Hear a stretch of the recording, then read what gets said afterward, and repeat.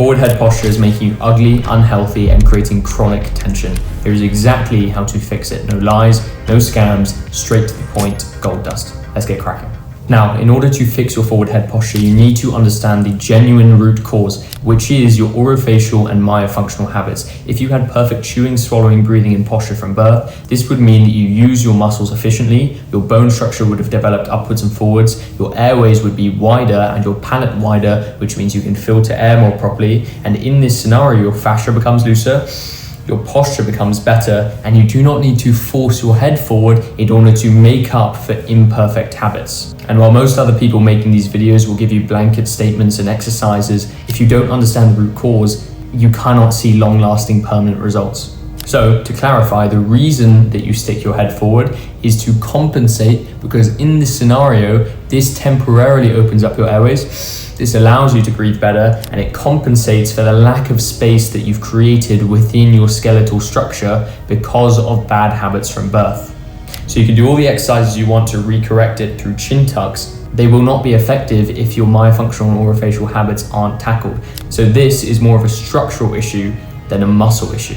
And by the way, if you don't know who I am, my name is Oscar Patel. I interned at various myofunctional academies. I work directly with some professors. I now currently have the largest health-based paid community in the world. At the same time, I'm funding my own scientific study. I've transformed thousands of people, and I transformed my own self from this to this in 2 years. So sorry for that random side note, but let's get into the actionable stuff of this video now. While I did say this was a structural issue, you do also need to tackle the muscles, and you do obviously need to fix your base posture. And chin tucks are good, but there's a variant of chin tucks that are more effective. I call it the advanced chin tuck. What you're going to do is lie off the edge of a bed or a bench. Firstly, you're going to begin with body weight. You're going to lie your entire neck off of the edge of the bench. You're not just going to stand against a wall. You're going to lie off of the bed or bench, and then you're going to directly tuck your chin to your neck, giving yourself as many double chins as possible, making yourself as ugly as possible in the short run to be better looking and fix your posture in the long run. You're going to repeat this for 3 sets of 8 to 10 reps.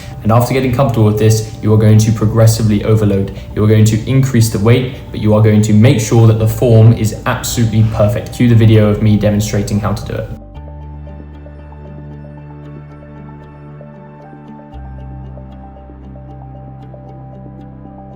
This will activate the suprahyoid muscles. This will take some of the tension off the overactivated upper trapezius muscle, and it will help relieve some of the tension so that you can understand what it feels like to have proper posture. And while in the short run, you will feel, how can this be proper posture if you've got 8 bloody chins? That is the only position from which your skull can then develop upwards and forwards. Remember, this is structural, not muscle. You need to activate the correct muscles in the short term, and from there you then need to develop your face upwards and forwards, fix your tongue posture, and fix your habits, which I'll get into.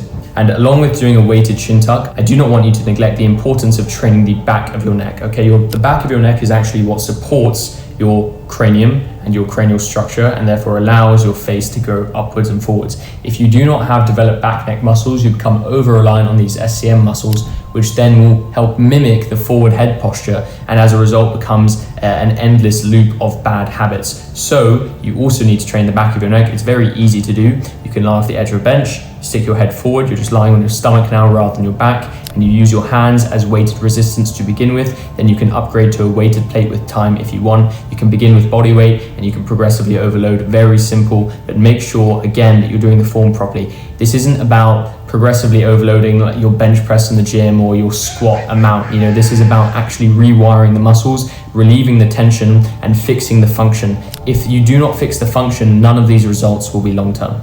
Now, from there, we are also going to not neglect the importance of the body. Your body posture mimics your head posture, and the reason why you didn't have perfect habits, chewing, swallowing, breathing, is actually deeper, and it will be linked to the way that your body is structured, the way that the fascia interlinks throughout your entire body.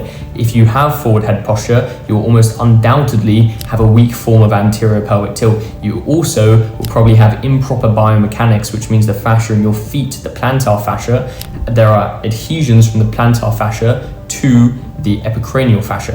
As a byproduct, you need to fix your biomechanics, you need to fix your body posture. The easiest way to do this is firstly to do the basic RSS method to fix your anterior pelvic tilt. I have a full YouTube video on this. You can already check it out. Release, stretch, and strengthen, focusing on the glutes. The basic exercises are roll everything out with a tennis ball, release the fascia. Then you're going to stretch the hip flexors, stretch everything out, and then you're going to strengthen the glutes to fix your anterior pelvic tilt. You're going to combine that with actually walking properly with your toes going in and your heels going out. You are not going to walk with duck feet. I know this is a very small thing, but you should be very conscious of the way that you walk. If you can genuinely be conscious of your foot hitting the ground and walking inwards, if you look at any supermodel, they walk this way. If you look at athletes, they walk this way, not because they are born a certain way, but because they've developed proper habits, because their fascia is wired properly.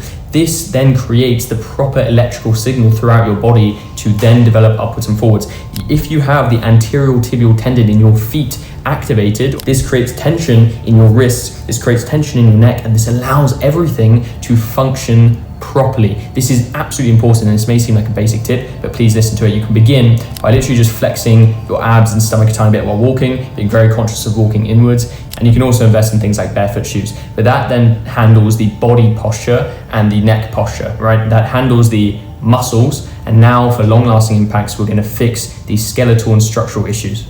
And by the way, future Oscar here, just as you are going to be stretching out your muscles to fix your tension and your forward head posture, we're also stretching to get to 200,000 subscribers. So if you haven't already, click the subscribe button. You don't have to if you don't want to, but support the channel and let's help people improve their looks by fixing their health. Let's get back to the video, my bad. Now, in order to develop the face upwards and forwards, I know this may sound crazy because a lot of you will be older. The grand majority of the people that watch me are older than 20 years old, and there's actually a significant portion that are older than 35, 40. And how can you change your bone structure after a certain age, after it's already fused? Well, you can change a lot more than you realize. The muscles within your face are always adaptable, and if you change the muscles, you create osteoblasts, which then shift the bone. You can always loosen the fascia, and in most cases, you can also loosen the sutures. So first and foremost, the big driver of facial growth is your tongue. If the back third of your tongue is not on the roof of your mouth, you cannot have proper neck posture. You will have forward head posture, but this gets completely recorrected if the tongue is on the roof of your mouth. You can literally see when I swallow there, engage the neck muscles, and this then balances everything else. So how do you get the back third of your tongue on the roof of your mouth, and how do you fix these orofacial habits? Well, we're going to have a specific routine here. Firstly, you are going to stretch out the platysma muscle. So you're going to put your tongue on the roof of your mouth, and you're going to stretch your chin and push it forward. You're going to push it to the left, to the right, like this. And you're going to hold those movements for around 30 seconds. This will open up the platysma muscle. This will allow the genioglossus and hyoglossus muscles within your tongue to begin getting activated. And from there, you're going to practice a proper swallow. You're going to smile as widely as possible, raise your eyes up as widely as possible, and then you're going to swallow 5 times in a row like this.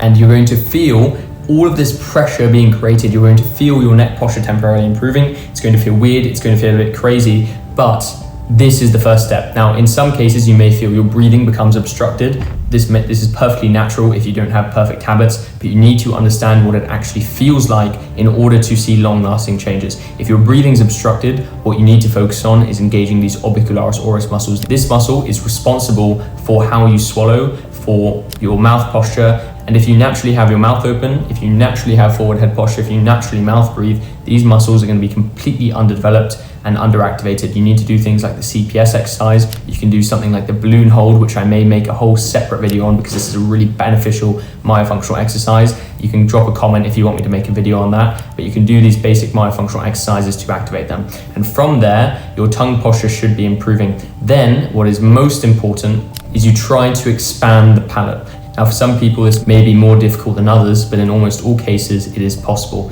What you need to be doing is thumb pulling, and you need to be doing a proper routine, okay? Thumb pulling is going to temporarily expand your palate, and then your tongue is going to act as a natural retainer. It's going to loosen the fascia, loosen the sutures, and allow everything to develop properly, and thumb pulling needs to be a part of everyone's routine in order to fix this. It doesn't need to be permanent. You don't need to thumb pull for the rest of your life, but you should be doing it for the next 8 weeks or so in order to recorrect things properly. You need to know exactly what to do, how to go about it, and you need to have a custom routine. I've given away lots of information on this on my YouTube channel. You can check it out. And if you also want to speak directly with me and create your own routine and have accountability and go about this properly and really lock in and see the results, so that instead of spending 6 months testing everything out, you actually just get everything in 2 months and 3 months, get it all done, nail it all, and become the best version of yourself as soon as possible. You can join the community, the link is in the description. I do Q&A calls, you can message me directly. There's a whole host of people for accountability. There's loads of guides, access to a lot of stuff, so you're more than welcome to join if you want, but no pressure to do so.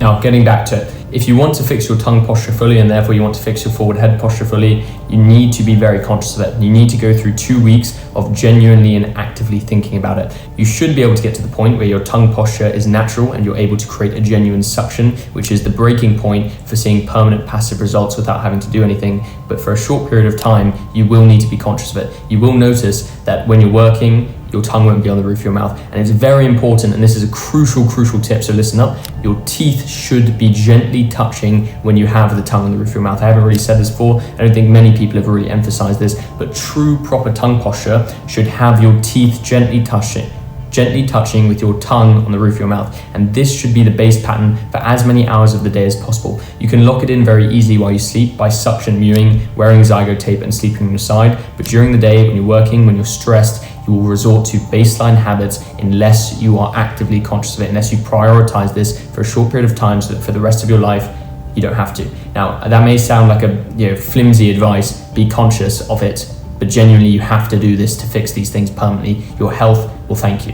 And then the final piece of advice is a very important breathing technique. This is called Buteyko breathing. This will loosen the sutures and therefore allow everything to develop upwards and forwards more efficiently. Again, this is something that I haven't talked about, but this is fundamental, and I will probably make a more in-depth video breaking this down. You can follow Buteyko breathing, which is you're going to fully exhale, right? I won't demonstrate it because it will take too long here. You're going to fully exhale, you're going to hold your breath, then you're going to hold it for as long as possible. Then when you get the urge to breathe in, or the urge to breathe, you breathe in for 1 second, then you hold your breath, okay? And from there, you hold your breath for another 1 second just to recollect. You're then going to fully breathe out again, and then you're going to breathe in only for 1 second, hold it for 1 second, and then fully breathe out. And you're going to repeat that cycle for 3 to 4 minutes straight. This will loosen your sutures, reset your nervous system, help loosen your fascia, and you'll notice very clearly that if you thumb pull, if you mew after doing this, everything will be more efficient. You'll hear more creaking sounds when you thumb pull. You'll retain the results, and you will almost instantly feel your neck posture has improved. So to recap, you fix the muscles, then you fix the skeletal structure, and you hold these things in place with permanent passive habits. That is the real way to fix your forward head posture. Also, don't forget your body posture and the interlinking roll. I mentioned this earlier, but remember, health is looks. A lot of people will give you blanket exercises, tell you to do this in order to fix this, but in reality, you need to work with the body, not against it. If you want a personalized routine, if you want to reach out to me, join the link in the description. If not, have an amazing day. Wishing you all the best, and I'll see you in the next one.